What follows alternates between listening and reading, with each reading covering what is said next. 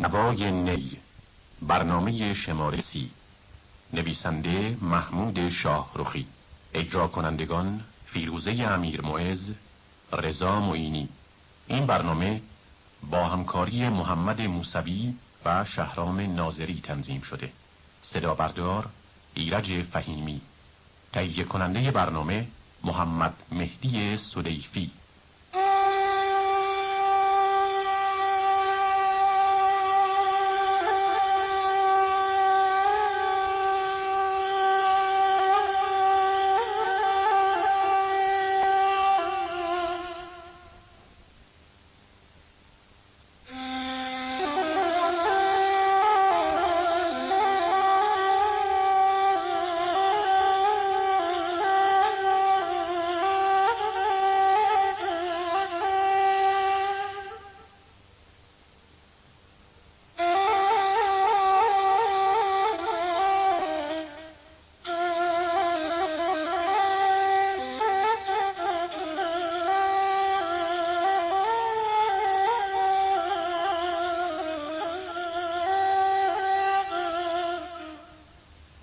بشنو از نی چون حکایت می کند و از جدایی ها شکایت می کند، کز نیستان تا مرا ببریده اند، از نفیرم مرد و زن نالیده اند.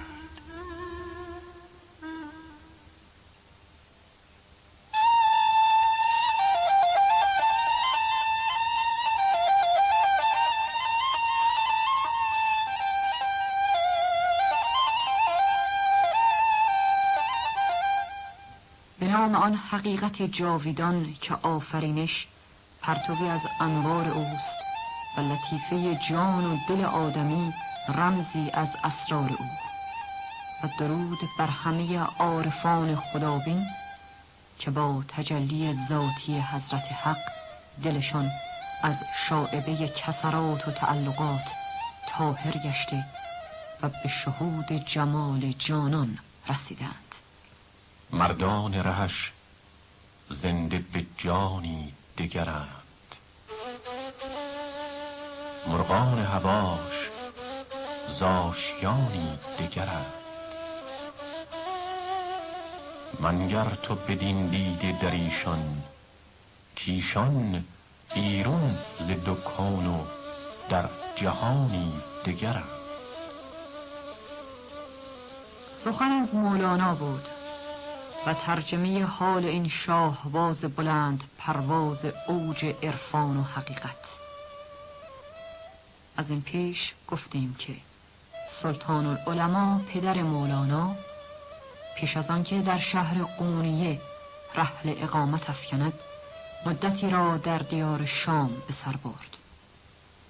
گویند در این دوران او را با عارف بزرگ و نامدار اوجوبه عرفان شیخ اکبر محی الدین عربی ملاقاتی دست داد که مولانا نیز حاضر بود و با شیخ محی الدین سخن گفت. چون از محضر شیخ بیرون آمدند، بهاءولد پدر مولانا می رفت و مولانا در پی پدر روان بود. شیخ به آن دو نظاره می کرد. نجوا کنان زیر لب گفت: سبحان الله، اقیانوسی از پی دریاچه‌ای می رود. این سخن از جلالت قدر و مقام معنوی شیخ محی الدین و بینش ژرف او در دریافت حقایق حکایت دارد. همچنین نموداری است از عظمت و بزرگی مولانا که شیخ آن را در آینه زمان مشاهده کرده است. پاسبان آفتابند اولیا، در بشر واقف ز اسرار خدا. در درون دل درآید چون خیال، پیششان مکشوف باشد سر حال. بالجمله بهاءولد پس از چندی رحیل و اقامت در سرزمین‌های مختلف سرانجام در شهر قونیه مقیم گشت و قرب 10 سال در آن دیار به نشر حقایق و بسط معارف و تربیت مستعدان و ارشاد سالکان پرداخت و بسیاری از نفوس مستعد و قابل را به مدد انوار قرآن و شریعت به کوی حقیقت و دیار معرفت رهنمون گشت، تا اینکه در سال 628 در شهر قونیه مرغ جانش از قفس تنگ تن رها شده بال برکشید و از این تیر خاکدان هجرت کرد و در جوار رحمت حق بیارمید و در بزم قرب مأوا گرفت. و این در حالی بود که مولانا 24مین مرحله عمر را می‌گذرانید. ای همدم جان من، آخر تو کجا رفتی؟ در خانه نهان گشتی یا سوی هوا رفتی؟ چون عهد دلم دیدی از عهد بگردیدی، چون مرغ بپریدی ای دوست چرا رفتی؟ در روح نظر کردی، چون روح سفر کردی، از خلق گذر کردی، از خلق جدا رفتی. رفتی تو بدین زودی، تو باد صبا بودی، ماننده بوی گل با باد صبا رفتی. نه باد صبا بودی نه مرغ هوا بودی، از نور خدا بودی، در نور خدا رفتی.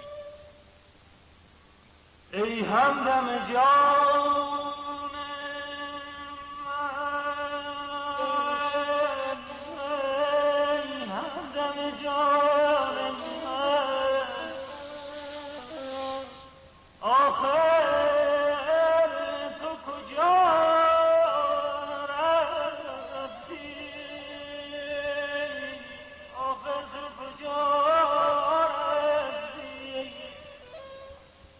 در خانه نهان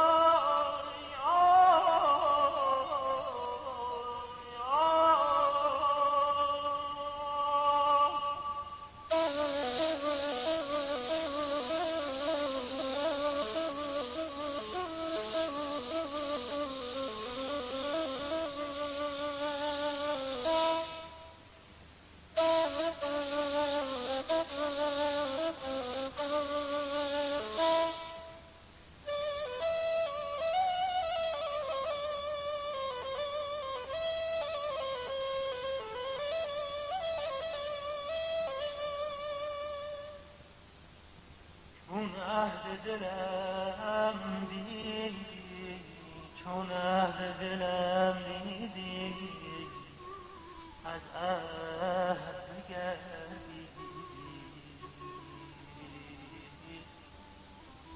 چون مرغ بپریدی، ای دوست چرا رفتی؟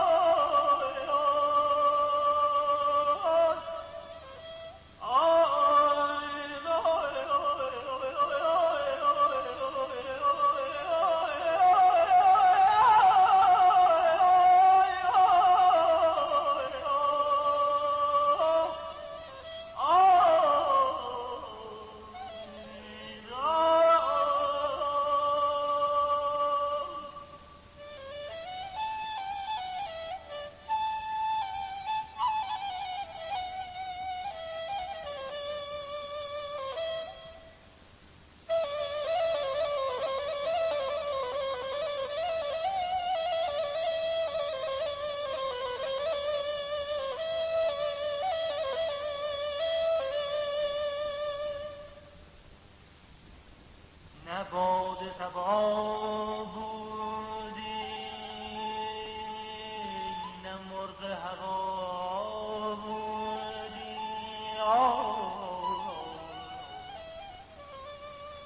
از نور خدا بودی، در نور خدا رفتی، در نور خدا رفتی.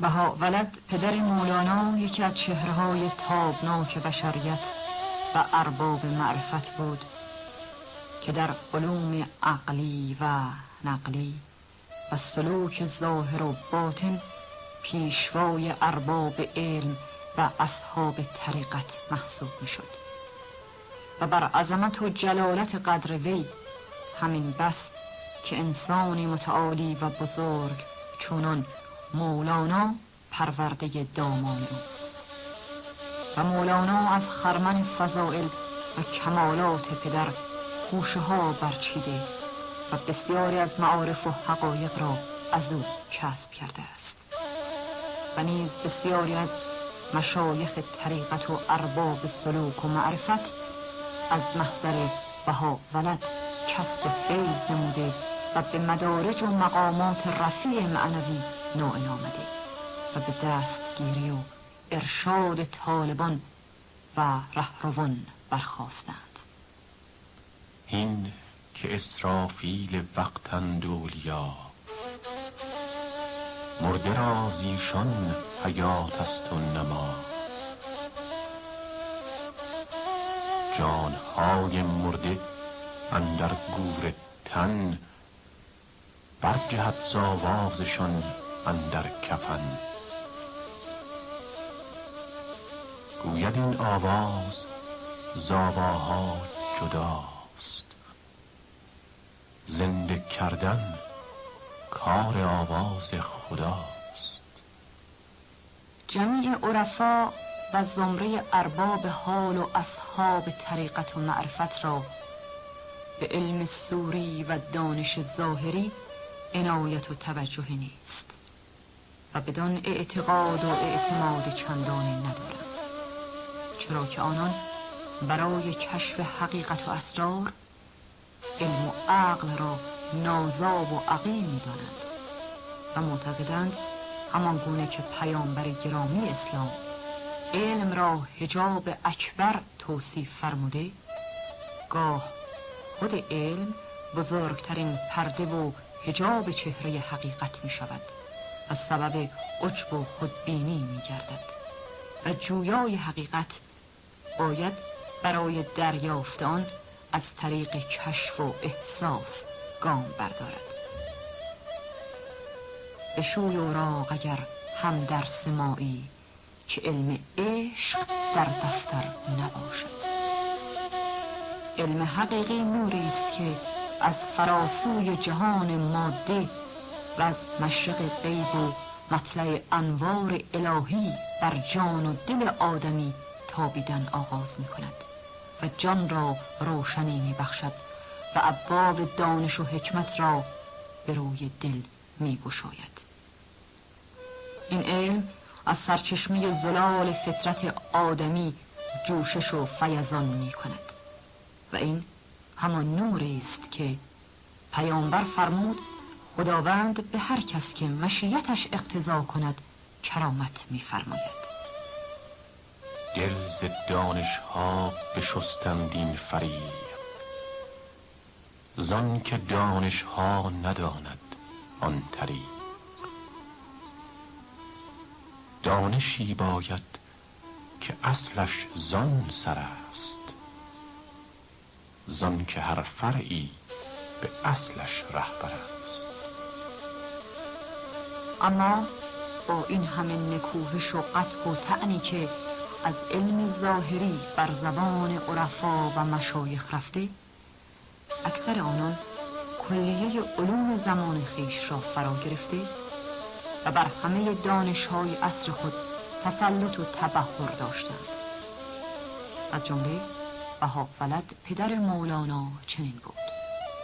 او بر همه علوم زمان خود وقوف کامل داشت و سعی بلیغ و اهتمام کافی مبذول می داشت که فرزندش مولانا که آینده در انتظار تجلی و ظهور اوست به زیور انواع علوم آراسته گردد و ذهن و اندیشش در پرتو چراغ دانش و انوار شریعت و قرآن روشنی گیرد و بارور شود. از این رو تعلیم او را خود زیر نظر گرفت و بر مجموعه دانش‌های آن عصر او را چیره و مسلط ساخت. همچنین بدو فرمان داد که از محضر اساتید بزرگ وقت و مشایخ عظام با سعی وافی و جد کافی بهره جوید و از خرمن فضائل و کمالات آنان خوشه برچیند تا خود صاحب نظر شود و آن نابغه بزرگ که او را هوشی سرشار و قریحه‌ای بی همانند بود، کلیه دانش‌های روز را اعم از ادبیات، فقه، حدیث، تفسیر، کلام و حکمت فرا گرفت و به مراتب سیر و سلوک و مقامات معنوی اشراف و آگاهی یافت و به مرحله کمال رسید، هرچند که بعد از تحول فکری و وصول به کمال و پختگی سخت علم سوری را مورد نکوهش قرار می‌دهد و وصول به حقیقت را تنها در صفای باطن می‌داند. هر کسی زندازه روشن دلی غیب را بیند به قدر صیقلی. همچو آهن زآهنی بیرنگ شو، در ریاضت آینه بیزنگ شو. خویش را صافی کن از اوصاف خود تا ببینی ذات پاک صاف خود.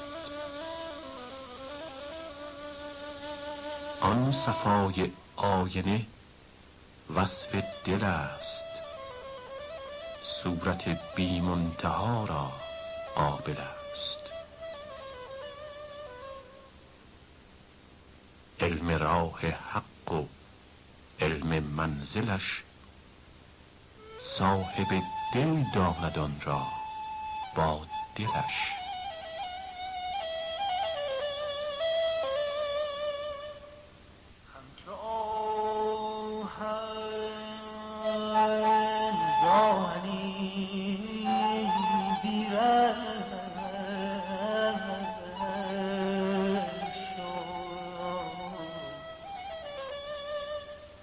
در ریاضت آینه بیزنگ شو.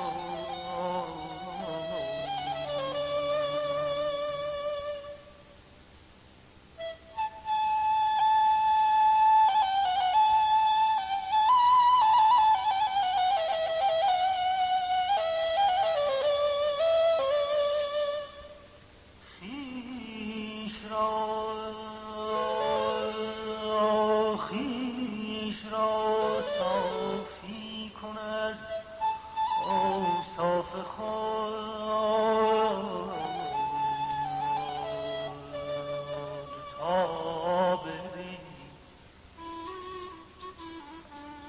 تا ببینی ذات پاک صاف خود.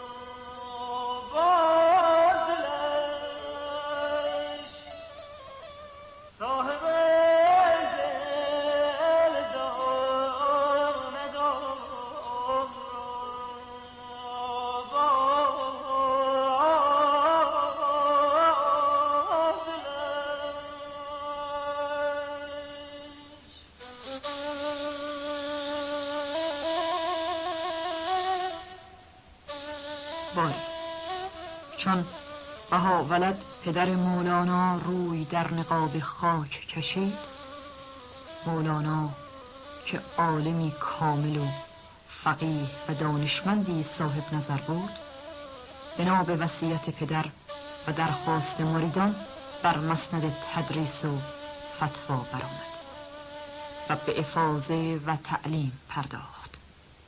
سلطان ولد پسر مولانا در مثنوی ولدنامه این درخواست عمومی خلق را بدین سان بیان می دارد: تعزیه چون تمام شد، پس از آن خلق جمع آمدند پیر و جوان، همه کردند رو به فرزندش که تویی در جمال مانندش. بعد از این دست ما و دامن تو، همه بنهاده ایم سوی تو رو.